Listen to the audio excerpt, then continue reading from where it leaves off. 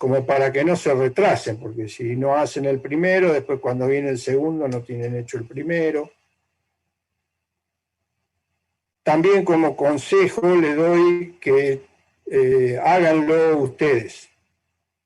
O sea, yo me doy cuenta que a veces se lo copiaron de otro, porque se copian los mismos errores que tiene otro, lo copian del compañero. Incluso a veces ni siquiera lo copian haciéndolo. Si toman el práctico del compañero, le cambian el nombre y lo mandan. Es bueno que se tomen el trabajo de hacerlo, los trabajos prácticos, porque después son cosas que a lo mejor uno le pregunta, cosas similares en los exámenes, ya sea en los parciales o en el final. Y el hecho de haber hecho el práctico les va a ayudar, porque justamente hacer el práctico también les lleva a repasar un poco la materia, estudiar qué es lo que se vio, cómo se hace, etc. Y también les sirve para la vida. En algún momento se van a encontrar con que tienen que calibrar una sembradora, calibrar una pulverizadora, regular una máquina cosechadora o estar controlando una máquina cosechadora y saber qué regulaciones se podrían hacer para mejorar, digamos, el funcionamiento de esa máquina o de cualquier otra. Bueno, desgraciadamente las circunstancias, ustedes ya saben cómo viene esto, tenemos que hacer esto de manera virtual. Algunos por ahí tienen la oportunidad de ir a un campo, de ver máquinas, algunos conocen, son originarios de algún lugar donde están en el campo, otros no, pero bueno, la idea de la cátedra es darle el basamento, o sea, los conceptos básicos de máquinas, que la conozcan, que sepan cómo está compuesta, que sepan cuáles son por lo menos las principales regulaciones, como para que tengan la base para que el día de mañana sigan aprendiendo, porque esto no se termina acá. Yo que hace muchos años que ando en maquinaria agrícola, sigo aprendiendo. Y ustedes cuando salgan a la vida laboral, bueno, se van a encontrar con cosas que no vieron en la facultad, pero se van a dar cuenta que la máquina básicamente es lo que vieron en la facultad, nada más que ahora tiene agregados de tecnología, regulaciones electrónicas, sensores de acá, automatismo, cosas que son propios de cada una de las máquinas, de las marcas, pero básicamente la máquina es, no sé, una sembradora, y tiene algún tipo de dosificador que vimos, nada más que tiene el agregado de alguna cosa más. Eso les va a pasar siempre, es imposible ver aquí en un cuatrimestre que son 3 meses y encima de manera virtual todo lo que hay en el mercado, pero básicamente se les va a ir tratando de transmitir las cosas más importantes o las más básicas o por lo menos las máquinas de mayor uso, el uso más común, masivo. Después ustedes se van a encontrar que hay cultivos industriales o cultivos especiales que seguramente van a tener máquinas muy específicas que sirven solamente para tal trabajo o en tal cultivo, pero no se usa en los demás cultivos. Eso también se van a encontrar, pero teniendo los lineamientos básicos de mecánica y mecanización, van a interpretar seguramente enseguida las máquinas. Toda máquina viene con su manual y eso hay que acostumbrarse a leerlo, ojearlo y saber interpretarlo. generalmente el manual está hecho para un usuario, o sea que tranquilamente un técnico también lo puede interpretar. Bueno, ya hay unos 60, más o menos deben estar casi todos.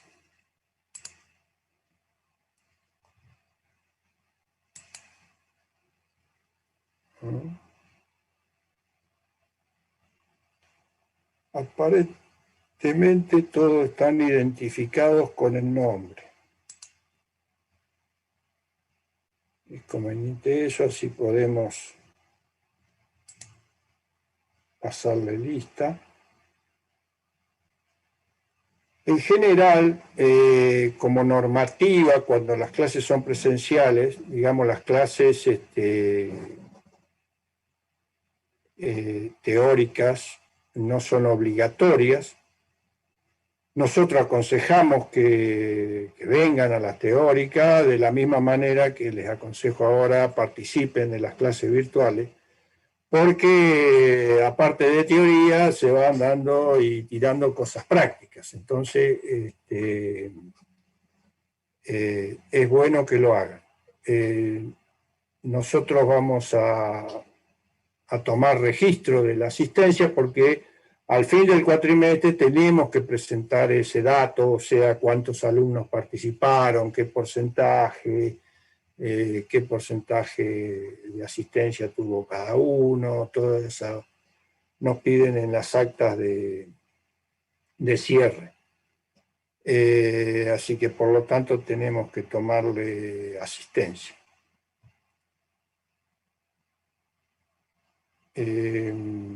Bien. Vamos a ver. Si alguien tiene alguna pregunta,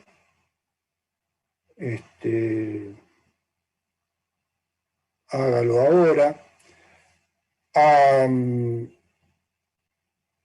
Hay alumnos que yo el primer contacto lo hago por mail porque eso es lo que sale en la lista de SHU, y después ustedes ven que les he ido pidiendo el teléfono, el que quiere participar en el grupo de WhatsApp. Hay algunos alumnos que no se han contactado, si todavía no lo han hecho, quieren hacerlo, lo pueden hacer a través del mail de la cátedra. Y Profe, una pregunta. Sí, adelante. ¿Podría pasar el número de usted o de quien esté a cargo del grupo de WhatsApp por acá para que le mandemos y nos sumen al grupo? Yo respondí al mail, pero no me agregaron. ¿Cuándo respondiste? Ahora le digo, hoy mandé, pero la verdad que no. Hoy No recuerdo posiblemente no lo subí porque hoy estaba acomodando la lista, todo, a lo mejor no lo vi, pero Claro. seguramente lo voy a ver.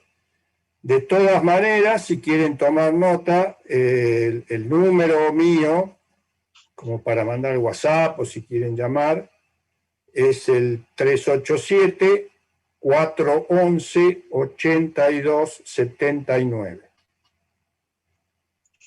387-411-8279. En el mail que les envío yo, abajo está la firma, en la firma está el teléfono. Bien. Yo igual recién estaba viendo y lo mandé hace unos días ya, pero no sé por qué no. Bueno, tal vez no lo vi, se me pasó, por ahí se me filtró entre otros y no lo vi. Claro, profe, una pregunta, ¿las clases que van a ir dando, se van grabando, las sube a algún lado o no? Sí, yo la puedo ir grabando en el Zoom, no la subía porque la verdad que la plataforma del Moodle es media limitada para subir videos, ¿no? Si no se satura rápidamente. No sé si se podrá ver algún otro medio donde lo puedan ver.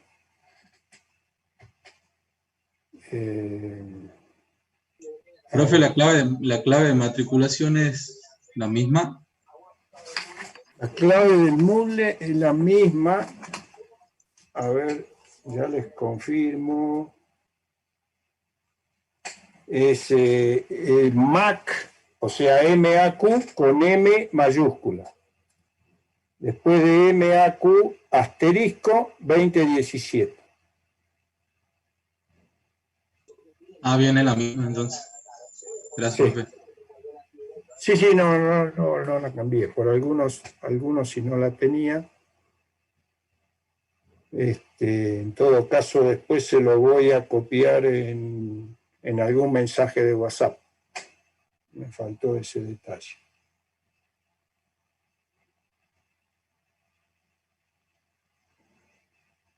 También a través del SIU yo le pasé en un mensaje el ID y el código de acceso de las clases, por si alguno no lo había recibido. Pero más o menos creo que están casi todos en el sistema, digamos. Hay algunos alumnos que están pidiendo condicionalidad. También me han dicho en alumnos que, digamos, el SIU está abierto para anotarse, creo que hasta 15 o 18 de abril, ¿no? El asunto de la condicionalidad, o sea, es, digamos, entra la condicionalidad directamente si el alumno tiene más del 50% de las materias de la carrera aprobadas, regularizadas, y no más de 5 materias regularizadas que no hayan rendido. Para este caso, yo creo que ninguno debe cumplir las dos cosas, porque hay que cumplir las dos cosas, porque la materia está en tercer año, primer cuatrimestre, y es medio improbable que tengan la mitad de las materias hechas. Las excepciones se tratan a través del departamento de alumnos, se fijan los por qué, y también por ahí consultan a la cátedra. En general lo que ocurre es que hay muchas personas que, por si alguien pregunta, o sea, de los que están acá le preguntan a algún compañero, que por ahí no tienen física o recién empezaron a cursar física, ya quieren cursar maquinaria. En realidad física es una correlativa de maquinaria, o sea, deberían hacer primero física y después maquinaria. Bien. Doctor, una pregunta, ¿cómo va a ser con el tema de los parciales? Los parciales los vamos a hacer a través del Moodle también. Hay una parte donde se puede rendir. Yo les preparo una serie de preguntas. Muchas veces son preguntas así de múltiple de choice o verdadero o falso. En general trato de hacerlo que lo puedan hacer más o menos rápido, como para que el asunto es un poco obligarlos a que repasen los últimos temas vistos y lo vuelquen en un examen. ¿Pero va a ser un integrador o van a ser dos? ¿Cómo? ¿Va a ser un integrador o van a ser dos? ¿A qué te referís con integrador? O sea, un parcial así uno solo o van a ser dos parciales. No, van a ser varios. Vamos a hacer 3 o 4. Claro. Pero son cortos, o sea, no es una cosa así muy, muy pesada. Y también habrá algún recuperatorio, si a alguien le fue mal, qué sé yo, hacemos algo de repregunta al final del curso.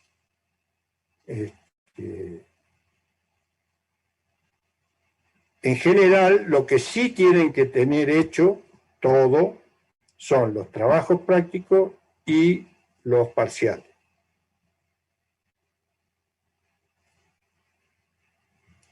Eso sí es más obligatorio.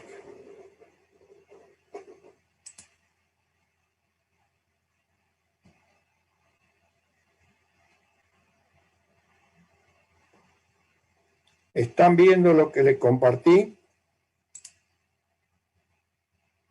Sí, profe. Sí, profe, se ve bien. Bueno. Profe, si va a empezar, porfa, grabe la clase, ¿sí? Así después por ahí la podemos ver de nuevo. A veces justo nos quedamos a enseñarle un toquecito y nos colgamos de algo importante. ¿Ah? A ver dónde está.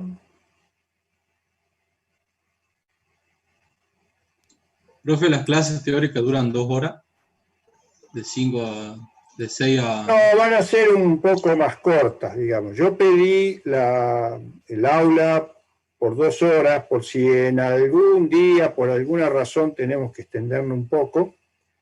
Pero la idea es más o menos 1 hora y media, cosa de que no pierdan la concentración. Y también veremos cómo vamos con el tiempo. Pero en general esa es la idea. Un poco menos de 2 horas y en alguna ocasión por ahí si hace falta, por ahí nos podemos quedar un poco más.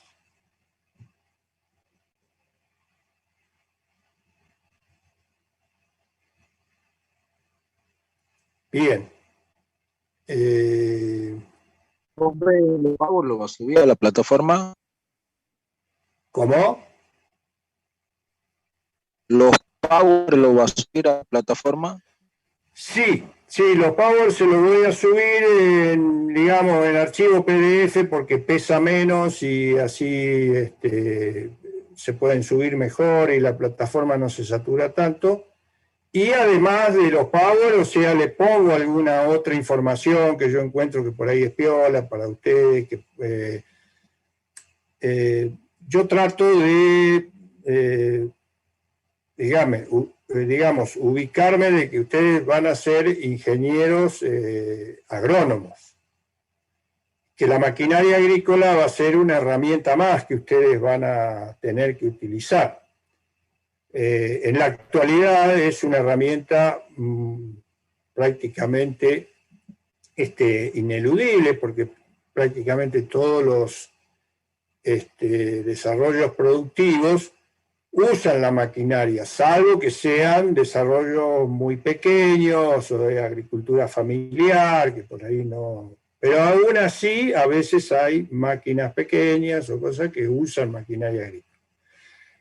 Entonces, no se puede profundizar mucho en la ingeniería, sino que más que todo, yo lo que trato de hacer es que comprendan de qué está compuesta una máquina, cuáles son sus partes, que aprendan nombres de partes, porque después en la vida profesional por ahí lo van a tener que usar, van a tener que saber qué es un cigüeñal, qué es un pistón, qué es un engranaje, en fin. Entonces, por eso a veces una de las cosas que aparecen en la materia son nombres de distintas partes. Por supuesto que son los nombres principales. Y después el funcionamiento y las regulaciones. Pero no vamos muy al meollo de la parte de ingeniería mecánica o ingeniería electrónica, porque no sería, digamos, adecuado para ustedes, digamos. Aparte que el tiempo que se le da a la materia no es demasiado, ¿no? Y además porque hay cosas que es necesario tener otros conocimientos básicos para poder ahondar en mecanismos más complejos. Pero ustedes se van a encontrar, y hoy día, más que todo, la maquinaria agrícola ha evolucionado bastante, no en el sentido de lo que es en sí la maquinaria, sino de lo que es toda la parte de sensores, automatismos, ha avanzado mucho la electricidad y la electrónica en el uso de componentes en la maquinaria agrícola.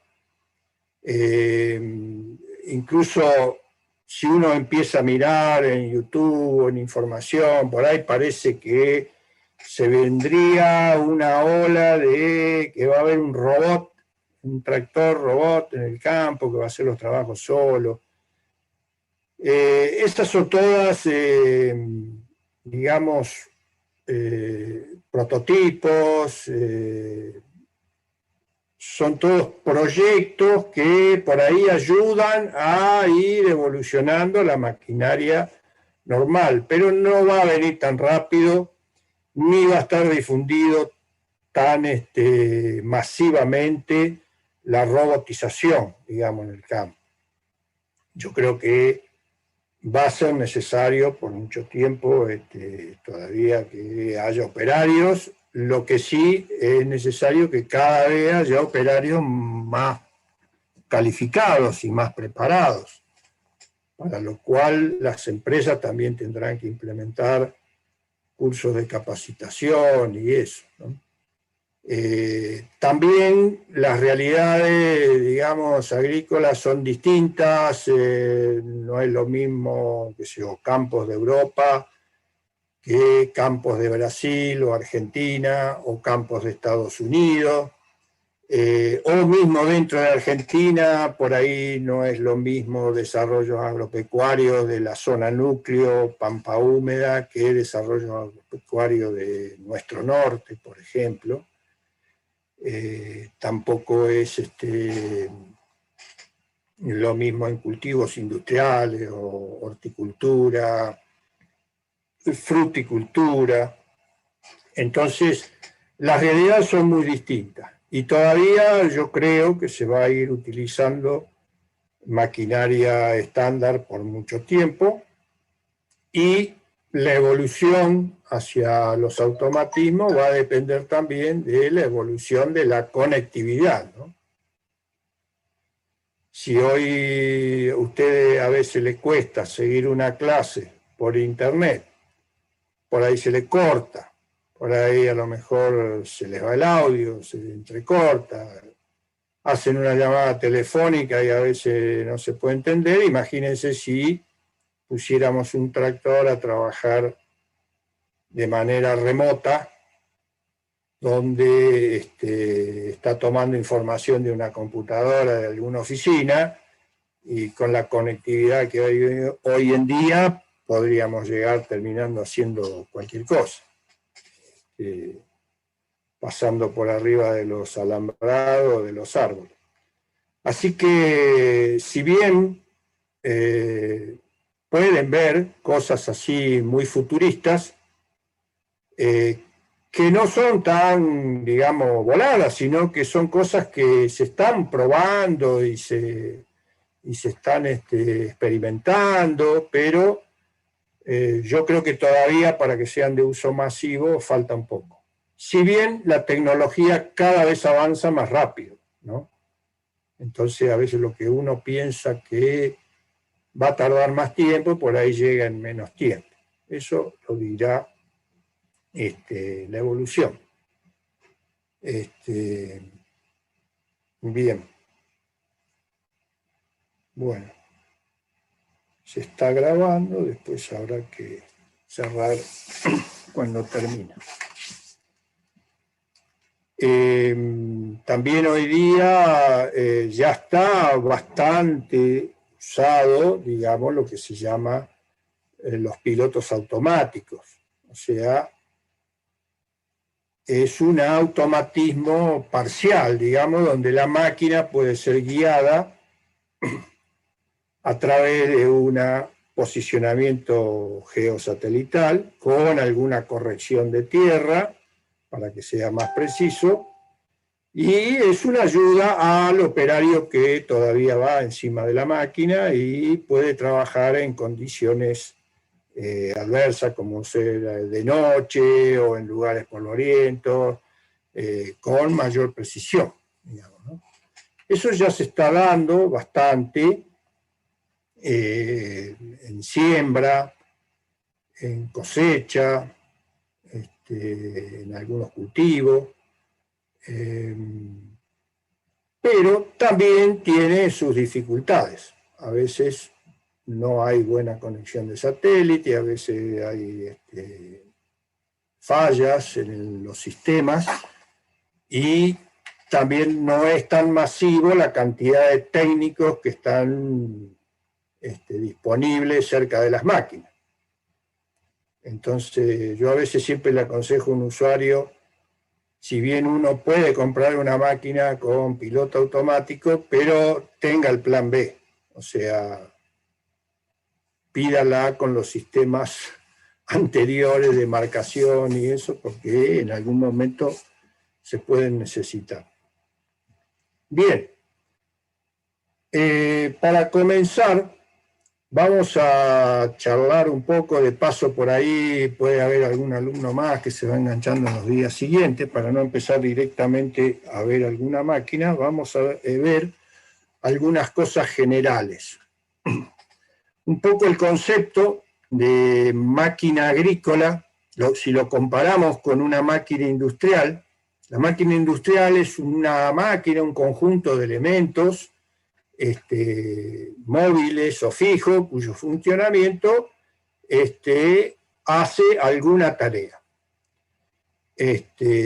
Hace alguna transformación de energía, o sea, generalmente una máquina industrial usa mucho la energía eléctrica, también puede ser transformado a energías hidráulicas o también a través de motores de combustión que se transforma en algún movimiento. Generalmente son máquinas fijas que están en algún lugar bajo cubierta y su amortización, o sea, su trabajo podría ser los 365 días del año y las 24 horas del día. Eso no quiere decir que todas las máquinas industriales estén trabajando constantemente, pero se podría dar de que algunas máquinas y en algunos usos trabajan de una manera continua. Y eso se puede hacer porque generalmente el trabajo se le lleva a la máquina y la máquina hace la transformación o hace el producto que tiene que hacer, lo despacha y ese resultado se lo saca y se lo lleva al uso, digamos. Como están bajo techo, por ahí no están influenciados por las cuestiones climáticas, y entonces puede ser que esa máquina pueda estar trabajando constantemente.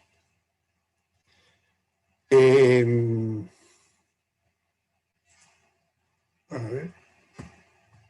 En cambio, la maquinaria agrícola puede ser una serie de máquinas, equipos, que se utilizan los agricultores para las labores que tengan que hacer para desarrollar un cultivo o desarrollar una producción de algo, ya sea de cultivos o animales, lo que sea. Generalmente llamamos máquina agrícola aquella que tiene autonomía de funcionamiento, o sea, por lo tanto, va a tener un motor, normalmente son motores de combustión interna, y habrá mecanismos de transmisión que le permiten hacer un traslado por el campo y desarrollar un trabajo. Después están lo que denominamos aperos o implementos. Implementos viene de implement en inglés, y por ahí en textos en español, por ahí van a encontrar que le dicen aperos, y nosotros estamos más acostumbrados a decirle apero a todo aquello que colocamos sobre un caballo o algo por el estilo. Pero bueno, los implementos o aperos son los que normalmente son arrastrados por una máquina, como un tractor, por ejemplo, y también pueden llegar a recibir movimientos de esa máquina. O sea, si tienen que tener movimientos, por ahí ese tractor con su motor de combustión interna, le da movimiento y le transmite potencia a esa máquina. Una de las diferencias significativas que tiene la máquina agrícola es que la amortización no se puede hacer 365 días del año por 24 horas, porque depende de los tiempos agronómicos, a veces depende del clima, si se puede hacer o no un trabajo, y depende del momento agronómico. Hay máquinas que tienen muy poco uso anual. ¿Por qué? Porque se usan en el momento de hacer ese trabajo para ese cultivo y después, durante el año, no se usan más. Por ejemplo, imaginen una máquina cosechadora de granos. Y bueno, se usa en el momento de la cosecha de grano. Después no se usa más. Tal vez sí se puede aprovechar la máquina mayor cantidad de tiempo haciendo mayor cantidad de superficie, pero va a tener un tiempo limitado de uso. Y más otras máquinas especiales como una cosechadora de algodón, que es específicamente para algodón, una cosechadora de caña, no sé, una sembradora que es específica para, no sé, grano grueso. Entonces se va a usar en la época de siembra de grano grueso, después no se usa más.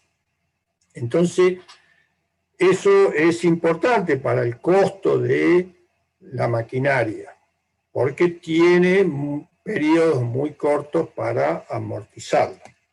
Por eso también prolifera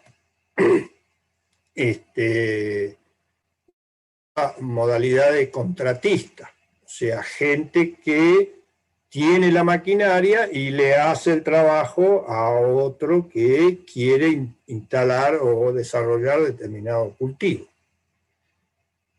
El contratista también tiene un tiempo limitado porque hay periodos agrícolas donde hay que hacer las cosas para determinado cultivo, pero puede aprovechar con máquinas más grandes, más rápidas, puede aprovechar el tiempo y hacer mayor cantidad de horas, mayor cantidad de superficie.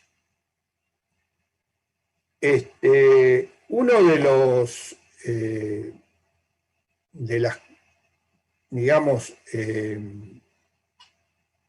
características de la maquinaria agrícola es la capacidad de trabajo. La capacidad de trabajo poco indicaría qué cantidad de superficie yo puedo realizar con tal máquina o tal implemento por la unidad de hora trabajada. Esto lo podemos calcular de manera empírica, o sea que salga a trabajar una máquina, ponemos en marcha un reloj y cuando termina de hacer determinada superficie paramos el reloj. Entonces decimos, hicimos tantas hectáreas por hora. Se puede estimar a través de su funcionamiento, podemos decir que la capacidad de trabajo sería el ancho de labor por la velocidad con que se desplaza. La velocidad es una distancia sobre tiempo. Si multiplicamos esa distancia por el ancho de labor, tenemos la superficie que cubre esa máquina por la unidad de tiempo. Ahora, nosotros normalmente el ancho de labor en maquinaria lo hablamos en metros, digamos, son tantos metros de ancho de labor. Y la velocidad normalmente hablamos de kilómetros por hora. Entonces, para llegar al resultado en hectáreas por hora, debemos trabajar un poco con las unidades. Ahí está un poco en esta imagen. Si llevamos los kilómetros de kilómetros por hora a metros, tendríamos que multiplicar por 1000 metros por cada kilómetro. Tendríamos metro cuadrado por hora, para llevarlo a hectáreas por hora, dividiríamos 10.000 metros cuadrados por hectárea. metro cuadrado con metro cuadrado se simplificaría y nos quedaría kilómetro con kilómetro también, nos quedaría hectáreas por hora. Esto además habría que multiplicarlo por un factor de eficiencia de trabajo. ¿Qué sería la eficiencia de trabajo? Si yo solamente tomo ancho de labor por velocidad, es como si estuviera presuponiendo que agarro esa máquina y solamente va en un solo sentido y trabaja ese ancho de labor por tal velocidad. Pero ustedes saben que eso no es así en el campo, o sea, los lotes son finitos, en algún momento tendré que dar vuelta en una punta del campo, eso le llaman cabecera. A veces para comenzar un trabajo hay que hacer alguna medición para tirar una línea de trabajo, eso requiere un poco de tiempo. A veces en la finalización, de juntar dos amelgas, por ejemplo, hay que hacer un cierre. Hay paradas de máquina a lo mejor para regular o hacer algo. Si el trabajo es muy largo durante una jornada y que a lo mejor supongamos que se trabaja noche y día, en algún momento habrá que parar a cargar combustible. Hay trabajos que requieren cargar insumos, como son la siembra, hay que ir cargando semillas a medida que en algún momento cuando se gaste. Si es una pulverización hay que volver a cargar agua y producto. En fin. Entonces eso hace de que haya una serie de pérdidas de tiempo que son variables en los distintos trabajos y entonces ese trabajo, esa capacidad de trabajo se ve afectada por ese coeficiente de eficiencia, que siempre será un valor menor a 1. En los libros, sobre todo en los libros de economía, de cálculo de costos de maquinaria agrícola, suele haber tablas referenciales como para tener una idea de cuál es la eficiencia de cada máquina. Pero en realidad después cada uno en su campo debería estimar cuál sería la eficiencia que yo tengo trabajando en mi máquina. No es lo mismo tener preparado bien el circo para hacer una recarga de semilla que otro que a lo mejor demora más tiempo. Eso es bastante fácil, digamos, entre comillas, de calcular. Uno puede hacer lo que le decía recién, tomar el momento en que inicie un trabajo, cortar el reloj en el momento que terminé un lote, yo sé qué superficie tiene ese lote, y esa superficie dividido el tiempo, ese va a ser el tiempo real, digamos, que yo usé.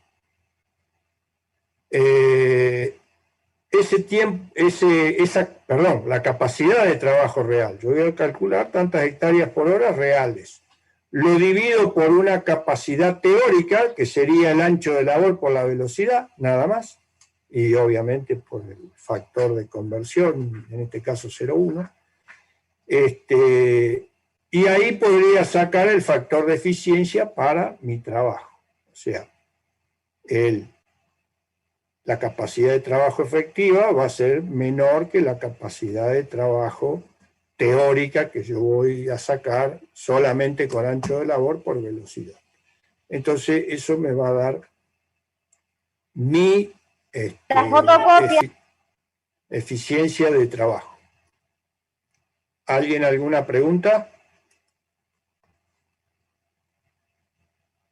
Bien. La inversa de la capacidad de trabajo sería el tiempo operativo, sería al revés, sería en este caso qué tiempo se tarda en trabajar una unidad de superficie, que sería una hectárea. Si lo otro era hectáreas por hora, estos son horas por hectárea, o sea, 1 sobre la capacidad de trabajo efectiva. Eso a veces puede servir para calcular los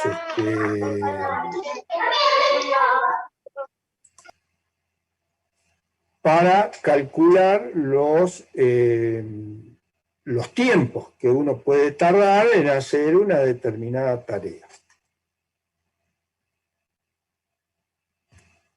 Como le decía, esos tiempos se pueden ver afectados de acuerdo a la tarea. Por ejemplo, recarga de semillas, recarga de fertilizantes, recarga de algún producto, regulaciones, descarga del equipo, por ejemplo, tratándose de una cosecha. En fin, todo eso va a hacer a que me afecte esa capacidad efectiva.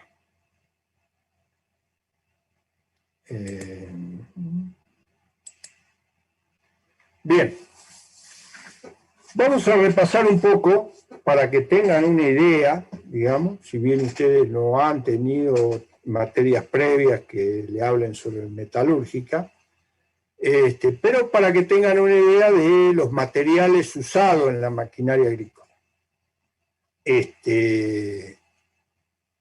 Hoy día los materiales, o sea, en muchos casos son materiales metálicos y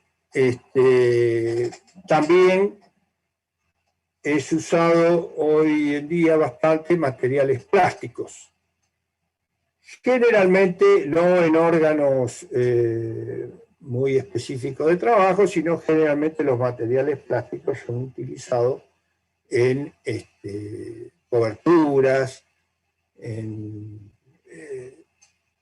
por ahí en accionamiento, obviamente en sensores, en fin, hay una cantidad muy grande de piezas que pueden ser hoy día utilizados los materiales plásticos. Dentro de los materiales metálicos también hay aleaciones. Una son materiales no ferrosos, o sea que no hay hierro, como el cobre.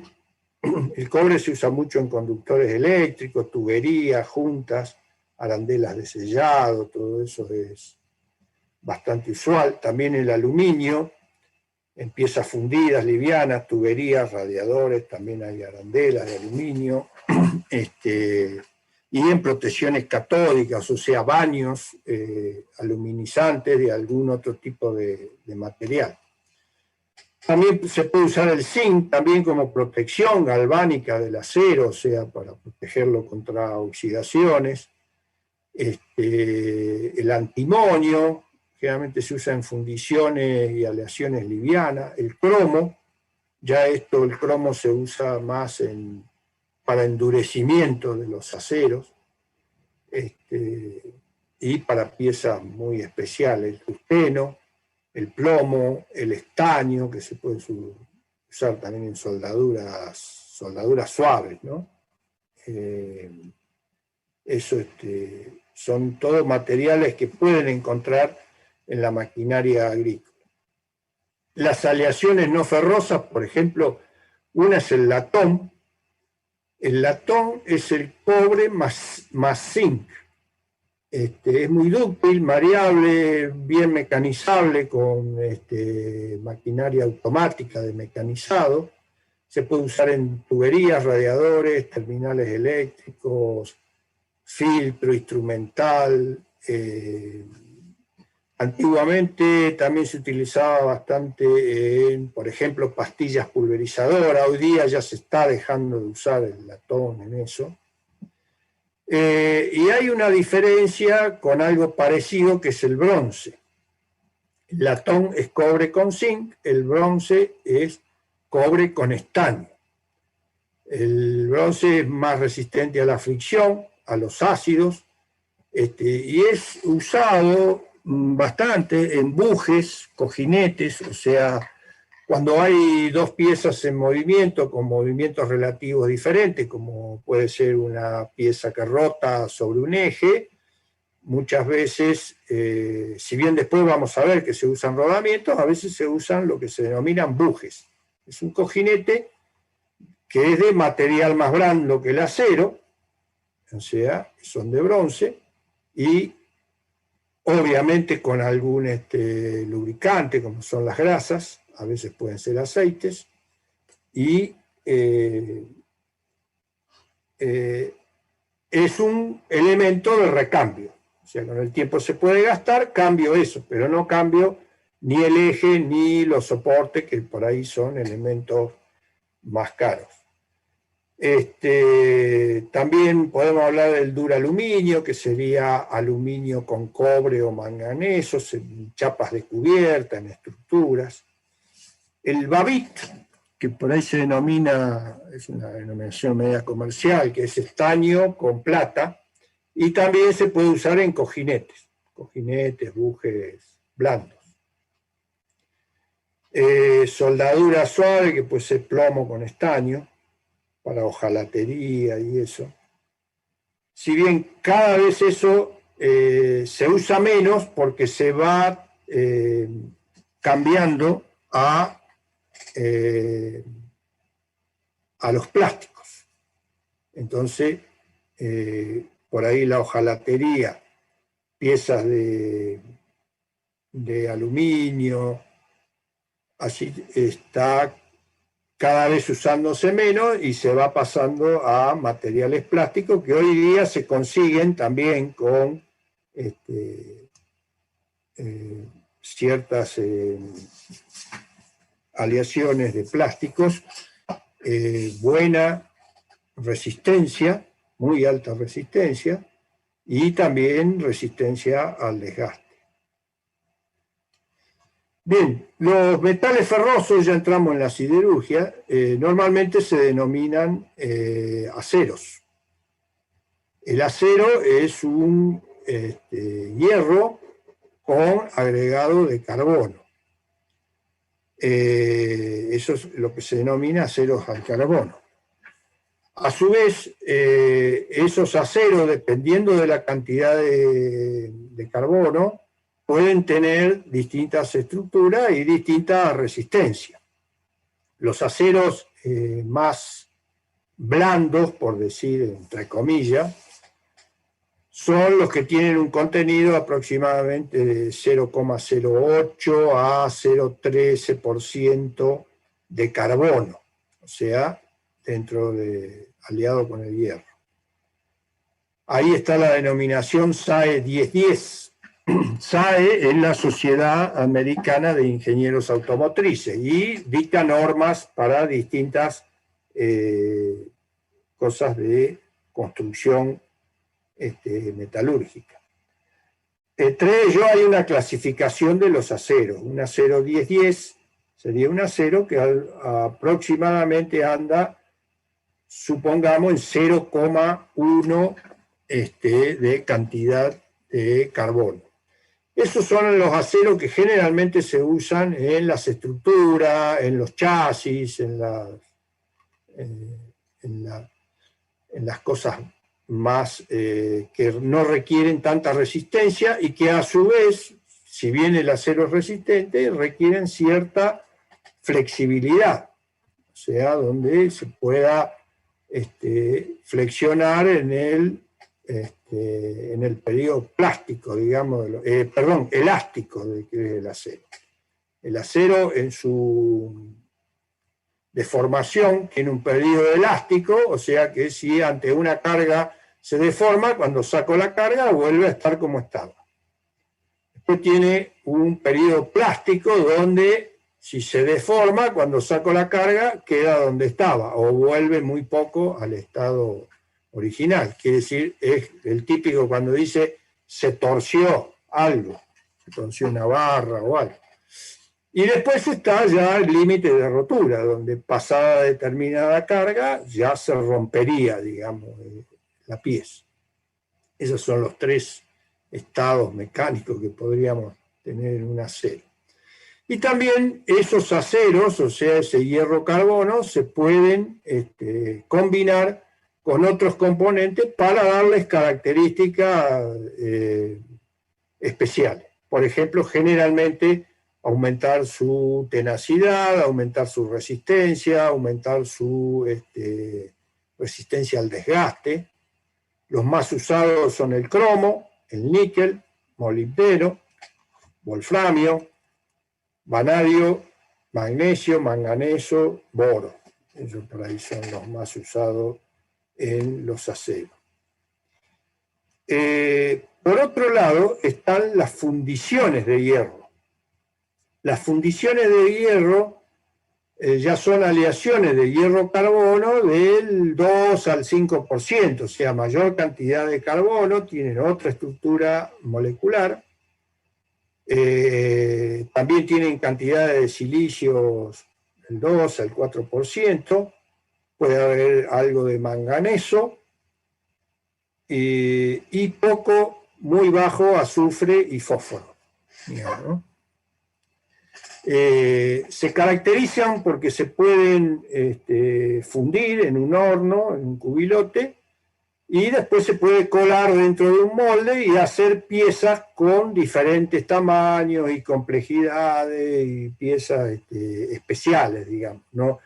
En cambio, los aceros al carbono solamente, por ahí uno tiene barras y barras de distintos perfiles, barras redondas, cuadradas, planchuela, perfiles T, doble T, en fin, hay una serie de distintas conformaciones, pero siempre en forma de barra, una pieza larga. En cambio, las piezas de fundición son todas aquellas que tienen una conformación especial, ya para darle una conformación a esa pieza.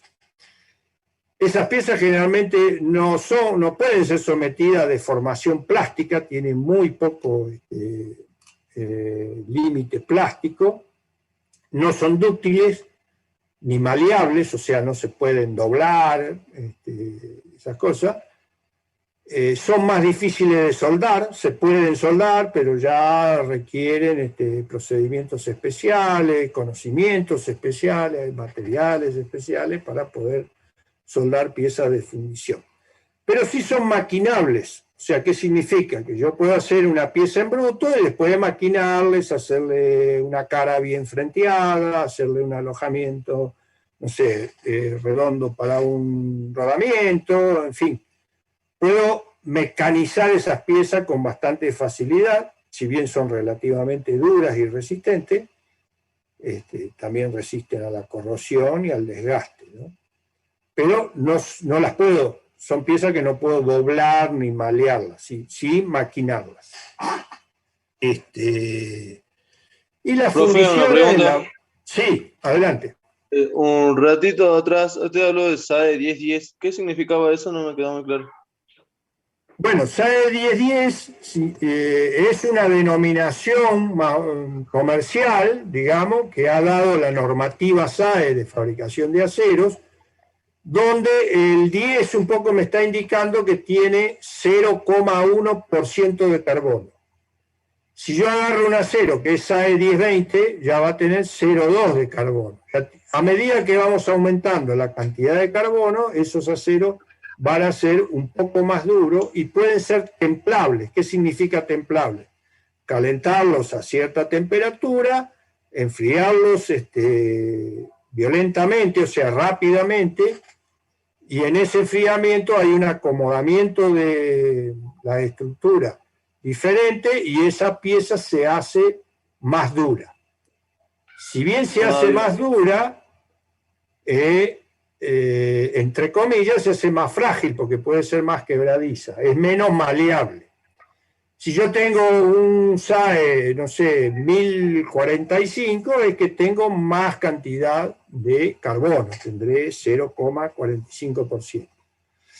Los aceros... ¿Siempre empieza con 10?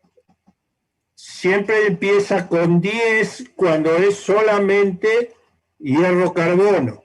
Ahora, si yo lo voy a combinar con cromo, con níquel, molibdeno, por ejemplo, un eje de una transmisión, un engranaje, que a lo mejor ya son aceros al carbono, pero con algún aleativo, alguna aleación de estos componentes que le van a dar más dureza, entonces ya no va a ser 10, a lo mejor es un 62-45, por ejemplo.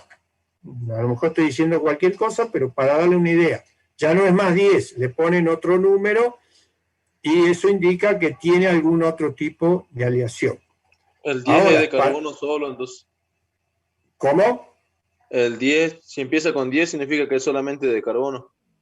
Claro, es solamente de carbono. Y si hablamos de un 10-10, un 10-20, son aceros más maleables que generalmente son usados en estructuras y en chasis, digamos, de la maquinaria.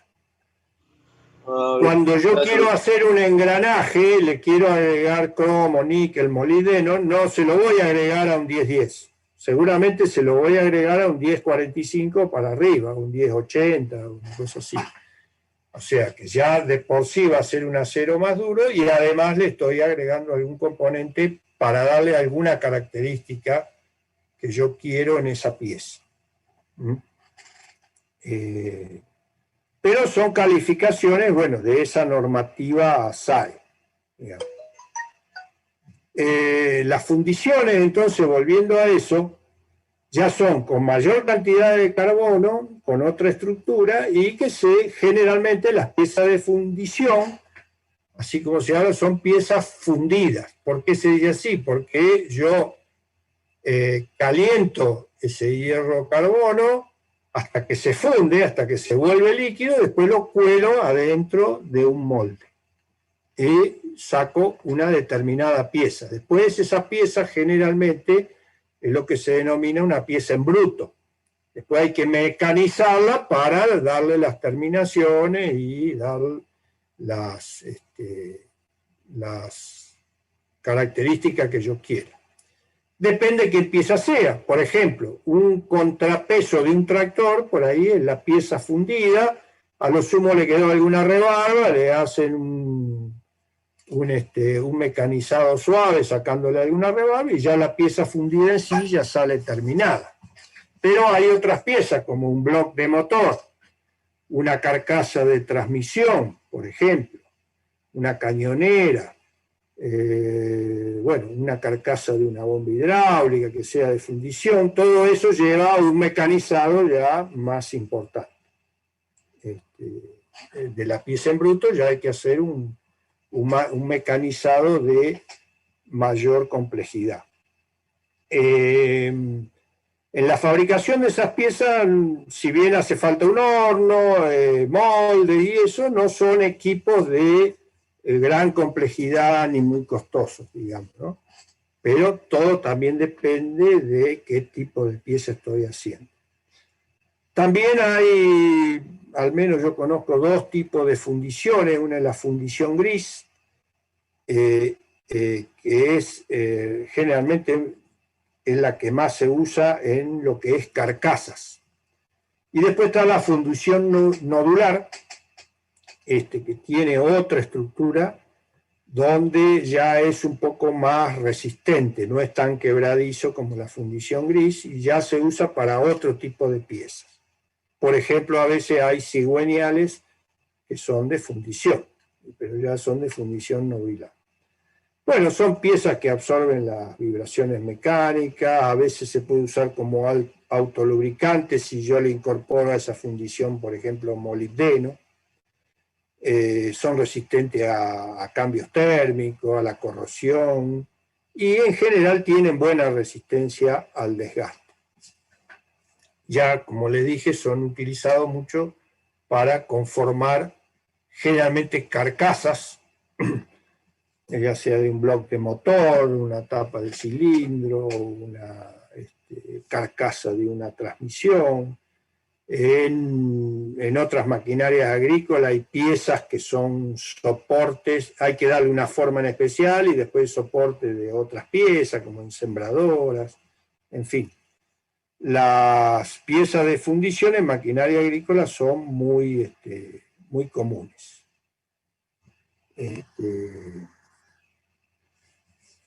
Bueno, los aceros también pueden tener tratamientos térmicos, ¿no? Como les decía, cuanto más cantidad de carbono tenga, más proclive a hacerle, por ejemplo, tratamientos de temple. El temple sería calentar la pieza a una temperatura un poco menor a la fusión, a la fundición, y enfriarlo rápidamente. A veces hay temples que son superficiales, que se hacen para que la superficie de esa pieza sea muy resistente, pero que el interior de la pieza todavía tenga un poco más de maleabilidad, o sea, que pueda ser más flexible. Cuando yo le hablo flexible, no piensen que va a ser flexible como una cosa plástica, sino que pueda tener una deformación que ni siquiera se ve a simple vista, pero sí que la pieza resiste más las cargas porque se puede ceder un poco, unas décimas de milímetro o algo así. Pero por ahí yo necesito que la superficie de esa pieza sea muy resistente. Por ejemplo, un cigüeñal de motor, después vamos a ver lo que es donde trabajan las bielas, donde hace fuerza, digamos, los pistones. Necesito que el muñón donde va eso sea bien duro para que aguante el desgaste, pero el cigüeñal tiene que tener cierta plasticidad, elasticidad sería más que plasticidad, porque plasticidad es cuando no vuelve, elasticidad es cuando vuelve a su condición original. Para eso se usa el temple y generalmente se puede templar una pieza de alto contenido de carbón. O sea, si yo agarro una planchuela de un chasis que es 10-10, por más que la caliente y la enfríe rápidamente, no se va a templar mucho. Tomará un poquito más de dureza, pero no se templa gran cosa. Y el revenido, que se habla ahí, es para una pieza templada. Una pieza templada puede quedar con muchas tensiones internas. Entonces, después es más frágil, más factible a quebrarse, a romperse. Entonces, el revenido a veces se hace en una pieza templada, donde se calienta a una temperatura menor al templado y se deja enfriar lentamente, generalmente al abrigo del aire, o sea, que no tenga corrientes de aire, esas cosas. Se deja enfriar dentro de gabinetes especiales o de hornos especiales que se apagan, en fin. Esto disminuye la fragilidad de la pieza templada, tal vez disminuye un poquito la dureza, pero aumenta la tenacidad, o sea, aumenta la resistencia. No es una pieza tan frágil. Eso normalmente es usado después del temple de una pieza. Está el recocido también. La pieza se calienta a una temperatura de templado, o sea, ya un poco más alta, y se deja enfriar lentamente al abrigo del aire. Esto elimina el templado y permite la forja. ¿Qué es la forja? Es conformar la pieza a través de golpes, de presiones, de dobladuras, pero una pieza que tiene alto contenido de carbono. Entonces yo necesito recocerla para que se ablande, digamos, ¿no? Y la pueda forjar. ¿Puede, profe, repetir qué era la forja? La forja es conformar una pieza que generalmente lo que sale es una pieza en bruto, algo parecido a lo que era la fundición, pero no es colar el acero dentro de un molde, sino que es calentar una pieza al rojo, por ejemplo, a temperatura de templado, y darle una conformación a través de unos dispositivos, moldes, pero a través de golpes, por ejemplo, golpes o dobladura.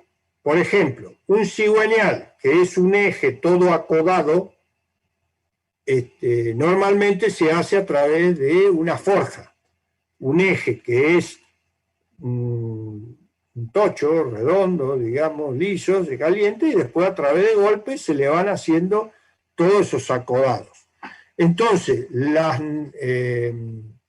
disposición de las partículas de las nervaduras dentro de eso van siguiendo la curva de doblado, digamos, que tiene en la forja. Después eso se enfría y después a lo mejor se hace un templado superficial, que era lo que le hablaba de darle un templado a la superficie, que a lo mejor es de 1 milímetro, 1,5 milímetros en los lugares de rozamiento, y eso generalmente es para árboles de leva, cigüeñales, algunos ejes, o árboles, digamos. Después vamos a ver la diferencia de todas esas piezas.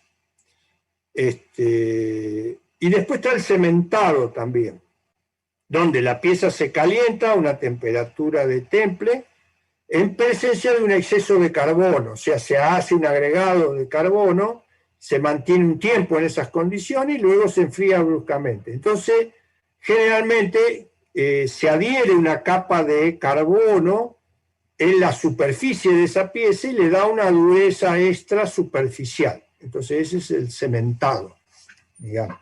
Es hacer que esa pieza sea más dura en su superficie. Es muy usual hacerlo en piezas que van, por ejemplo, haciendo fricción contra el suelo. El suelo tiene sílice, entonces altamente desgastante para las piezas, los órganos, por ejemplo, de labranza, y en algunos casos puede haber piezas cementadas. Por ahí hay piezas cementadas en cosechadoras, por ejemplo, en lugares donde pasa todo el material y va rozando contra los metales, contra chapas, qué sé yo, entonces se hacen esos endurecimientos superficiales para que esa pieza dure más, no se gaste. Y no parece mentira, pero el pasaje de, por ejemplo, material de una cosecha que está sucio con tierra, que tiene sílice, es un papel de lija que gasta los aceros obviamente va a pasar unas cuantas horas, pero a veces no termina una cosecha, una pieza. Entonces, para eso se usan los cementados, para endurecer partes superficiales de algunas piezas que tienen mucha erosión. Materiales que se usan para construir un tractor, por ejemplo, el bloque de motor, la tapa de cilindro, carcasa de transmisión, esas cosas, por ejemplo, son de fundición gris. Cigüeñales, bielas, válvulas, árboles de leva. Después vamos a ver, para aquellos que no conocen nada de motores, qué son esas piezas. Ya son aceros aleados, digamos. A veces pueden ser forjados, y ya es distinto a la fundición gris. Los cojinetes de fricción generalmente son de bronce, babit, y otras piezas como cárter, que es la tapa inferior que tendría un motor donde está el aceite de lubricación, o tapas o cubiertas varias, ya pueden ser de acero de construcción o a veces de fundición gris si es necesario que tengan alguna cierta resistencia. Los pistones generalmente son de duraluminio, o sea, son aleaciones de aluminio para que sean más livianos. Las camisas y aros también pueden ser de fundición gris o algún otro tipo de acero. Los radiadores, los sistemas de enfriamiento, ahí se usa mucho el cobre, el latón, caucho. Las baterías generalmente cauchos, plásticos, y hay plomo también. Hoy día también se usa el níquel. En los trenes delanteros hay más aceros de construcción, o sea, acero aleados. En los embragues ya hay fundición gris, acero de construcción, acero aleado, amianto, resinas. Ya el amianto ya no se usa, digamos, por el asbesto, pero se va reemplazando con otros materiales. Y así en los distintos componentes de un tractor se van usando distintos materiales. Ustedes a medida que vean esas piezas van a ir recordando y un poco van a ir identificando. Cuando ustedes ven una pieza que tiene una forma muy especial, forma rebuscada, tiene algo, eso es una fundición generalmente. Pues una fundición gris o una fundición nodular. Cuando uno ve piezas más rectas, pueden estar conformadas, dobladas, en fin, pero ya forman parte de estructuras de chasis, eso es más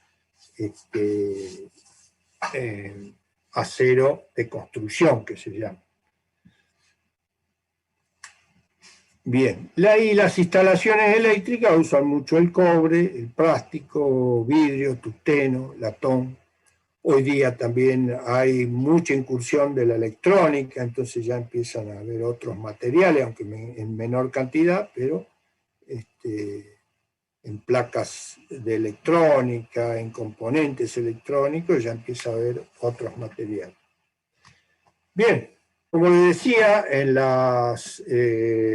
vamos un ratito más y dejamos, en la parte de aceros de construcción se puede presentar ese material de distintas maneras: barras planas, ángulos, hierros redondos, riegos hexagonales, en planchas, en placas ya más anchas, en perfiles U, se le llaman, perfiles doble T.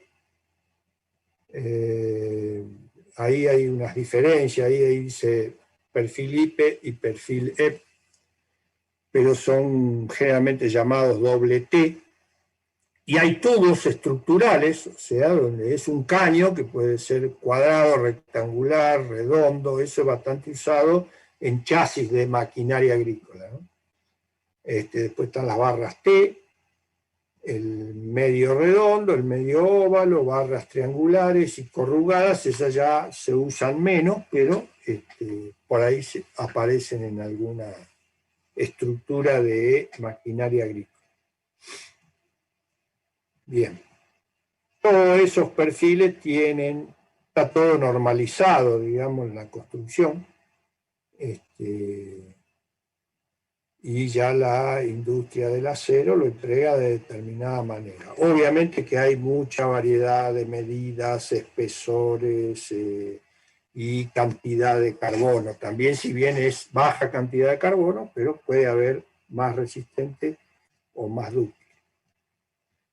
Bien, después todas esas piezas es necesario unirlas. Entonces, las uniones en las piezas pueden ser uniones desmontables. Para eso se usan, acá se denomina pernos roscados, nosotros lo conocemos normalmente como tornillos, espárragos, tuercas, en fin, ahí se usan arandelas, también hay distintos tipos. Después están las uniones roblonadas, que serían las uniones con remaches, donde un perno, a través de conformación, ya sea en frío o en caliente, le hace los extremos, las cabezas, y esa pieza queda remachada. Es bastante usado, no es tan usado por ahí en maquinaria agrícola, pero se ven, y generalmente es todo para unir chasis, digamos. En cambio, ya los tornillos ya se usan para unir toda clase de piezas. Y la otra son las uniones fijas, que serían las soldaduras en general, que generalmente lo hacemos en los hierros blandos, en los chasis, en conformar piezas a través de distintas piezas soldadas. Y en algunos casos hay soldaduras sobre fundición, pero eso ya se ve bastante menos. Las soldaduras sobre fundición se ve más en las reparaciones. Cuando se me rompe una pieza de fundición, recurro a ver si la puedo arreglar a través de una soldadura. A veces se puede, depende de la complejidad de la pieza, y a veces no. Directamente hay que cambiarla por una nueva, y esa pieza irá a chatarra, donde se volverá a fundir en las acererías.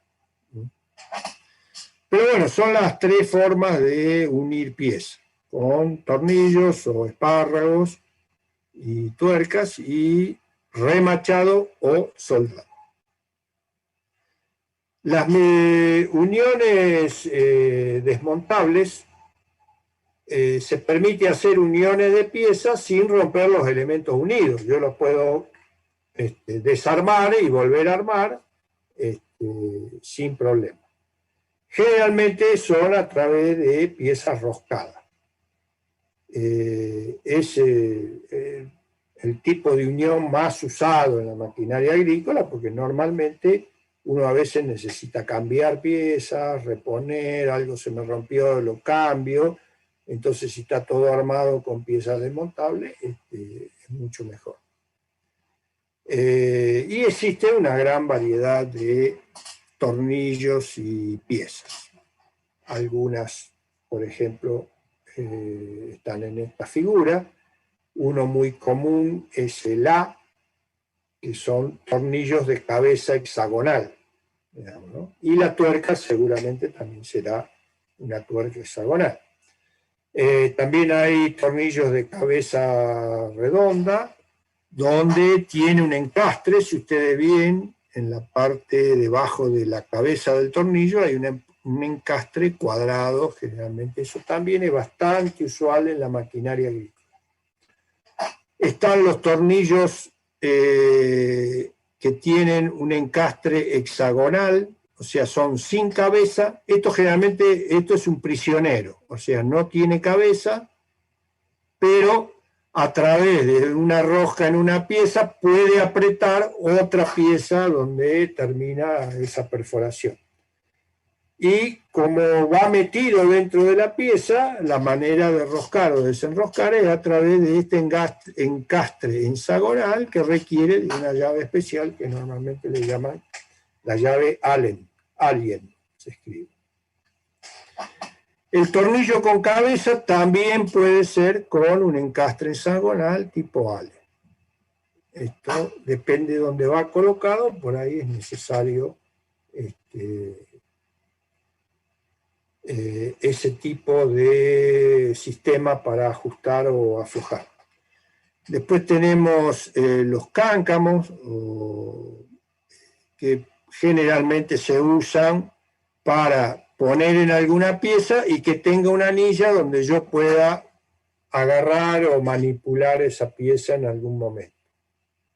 Por ejemplo, para levantar motores o piezas pesadas se puede llegar a utilizar ese tipo de piezas.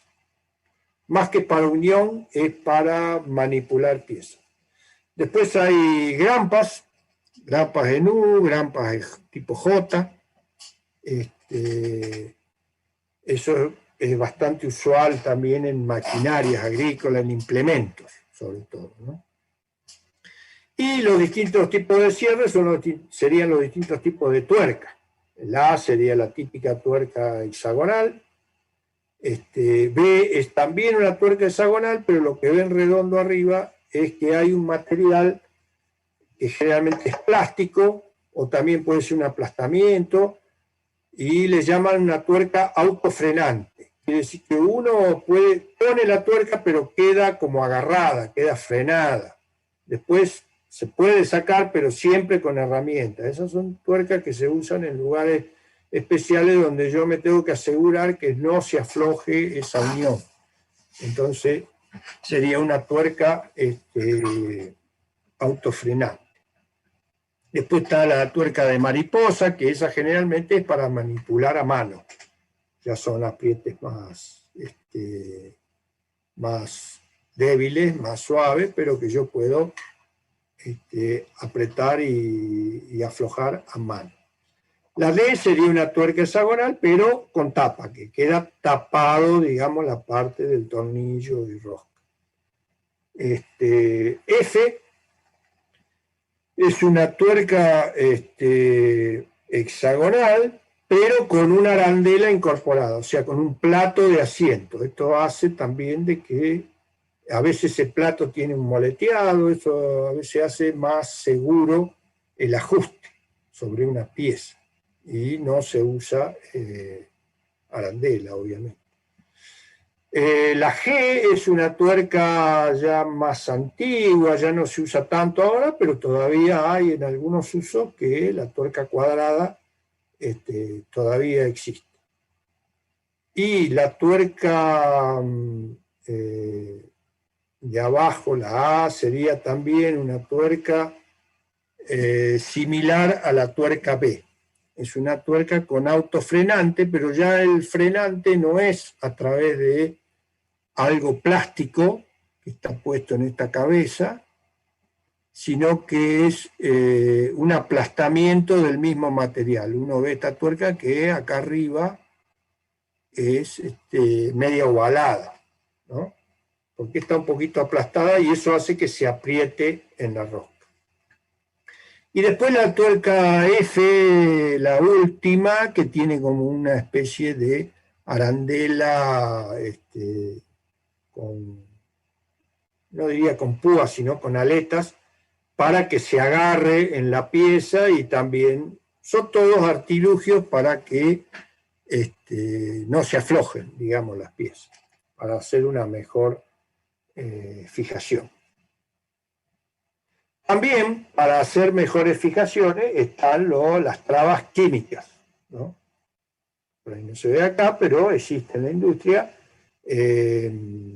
Una marca muy conocida es Loctite, por ejemplo, y que tiene una innumerable cantidad de productos, y entre ellos tienen productos químicos que se ponen en la rosca y después cuando ello se seca queda firmemente tomado y pegado.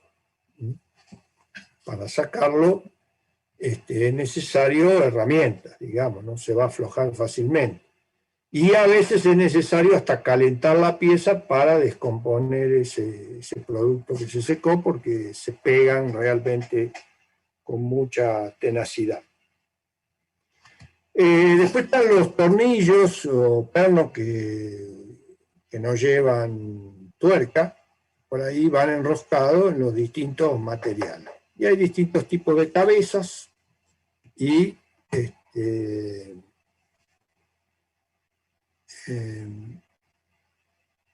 distintos tipos de cabezas y distintos tipos de encastres para distintos tipos de herramientas. Por ejemplo, el primer tornillo arriba, uno ve que en la cabeza tiene una cruz, es para un tipo de destornillador que le llaman destornillador Phillips. El segundo ya es con una sola ranura, es para destornilladores comunes que se llaman destornilladores planos. Y después hay otro tipo de tornillos que por ahí tienen cabeza hexagonal con asiento, sin asiento. El último de abajo, junto con el de la derecha, sería el de la derecha abajo, que tiene en el extremo como una aleta lo que se llaman autoperforantes. O sea, obviamente que son para piezas más blandas, generalmente para chapas, donde el mismo tornillo comienza a hacer el agujero y después agarra la rosca y ya queda fijado. No hay un agujero previo, digamos. Por eso le llaman autoperforantes. Bien, después están las arandelas, que hay de distintos tipos, arandelas planas, arandelas tipo castillos, así esto tiene como un cruce cada uno de estos dientes, como para que se agarre en las dos piezas, digamos, en la pieza y en la tuerca, por ejemplo, ¿no? Después la B es lo que llaman una arandela de presión, sería un anillo cortado y desfasado, levantado. Entonces yo cuando aprieto, en realidad estoy apretando esa arandela, que es como una especie de resorte, y siempre está haciendo fuerza ajustando en la tuerca. También es muy conocida como arandela Grover, o arandela Grover, digamos, ¿no? Y las otras son hay con dientes externos, con dientes internos, que también son todas tendientes a frenar. Y la primera es la típica arandela plana, muy usual en chapería, para fijar piezas de chapa delgadas. Bien, otra fijación de una unión roscada puede ser una chaveta o un pasador. Puede ser un pasador de aletas, como el que se ve en esta figura, donde ya requiere que en el tornillo haya un agujero, que en la tuerca tenga alguna ranura. Entonces en algún momento yo le pongo el pasador, lo abro y eso asegura mi unión, que no se mueva esa tuerca. La tuerca puede estar ajustada o no, por ejemplo, digamos. Puedo dejarla con cierto juego, depende en qué pieza estoy.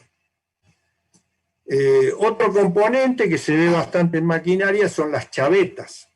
Como vemos en la izquierda, en ese cuadro celeste, hay distintas formas de chavetas.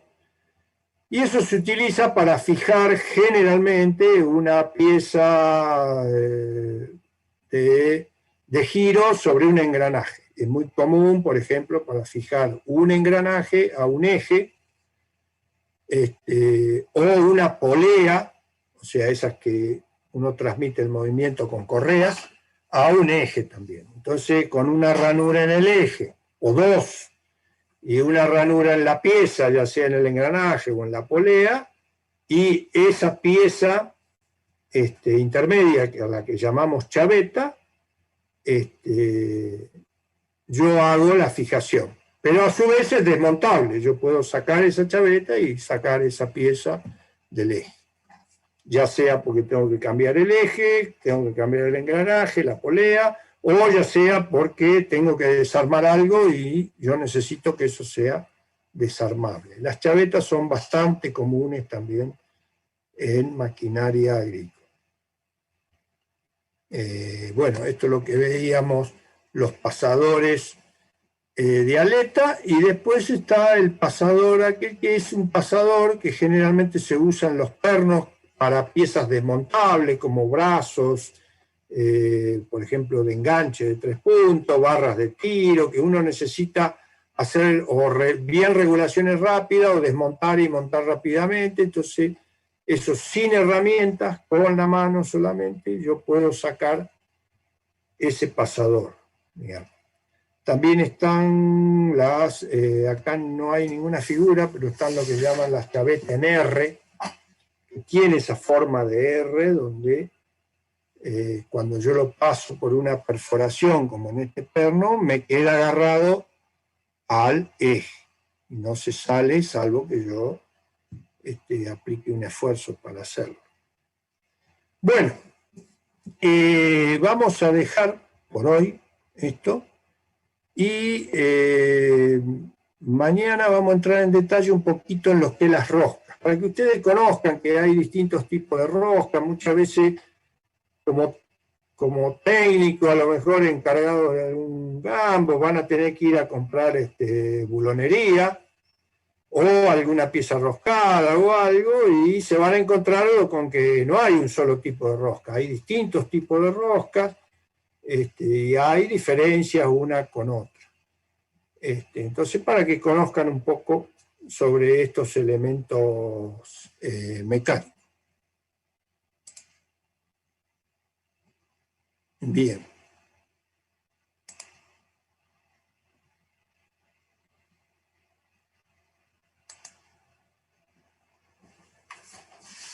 Bueno, en general no me quedó, sí, yo,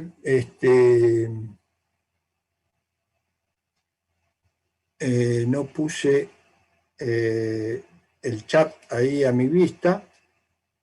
Ya hay alguien que contestó, por ejemplo, el código para el Moodle es Mac*2017, eso está bien. Y las clases sí, la grabé, después voy a ver cómo quedó y a ver en qué manera la podemos compartir. Mañana los espero a la misma hora, y a aquellos que necesitan comunicar algo, pasarme el teléfono, o a veces, no sé, en el SIU figura un email que no es el que están usando normalmente o lo han cambiado, entonces todos pueden comunicármelo al email de la cátedra o